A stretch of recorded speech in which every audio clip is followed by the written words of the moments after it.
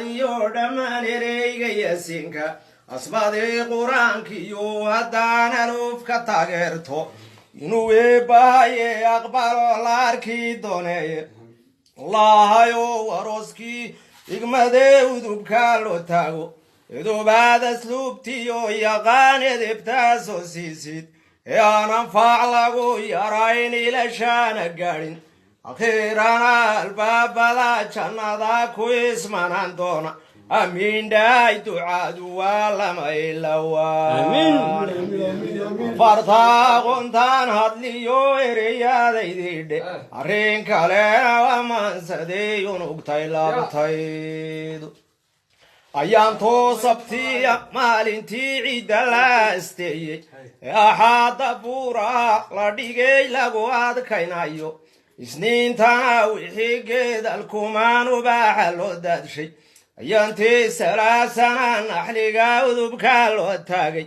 arbaacadana nuur iyo iftiin adag la soo saaray ayaantuu khamiisana naflaha kale la umayey casarkii jimcaad maalintii aadan la abuuray sidee aayaduu sheegayaan waa ogsoonahaye awow iyo ayeeyabaa ilaadan iyo xawa intaasay adduunyadan taxnayd ubax la hooyaye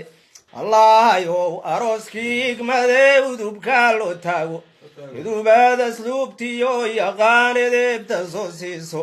ee aan anfaac lagu yarayn ilashaana gaadhin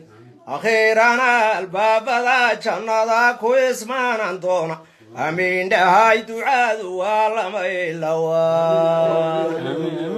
fartaa qontaan hadliyo ereyadaydidhe arrin kalena wamaansadey unugtay laabtaydu nimanyo wabaraa ka dhacay araadadeeniye aysare afmeer iyo sudiyo idilka garoodi bankaadhaaxda weyniyo haddaad idhamaadi gaadho ubaale iyo duudadkiyo ilaa xabaale arladii dablaaga eegi jiray unku deegi waaye anfaac lagama guuro xoolihii awanaan jiraaye ibtacaana laga dhiiqsadiyo ibalaaga waaye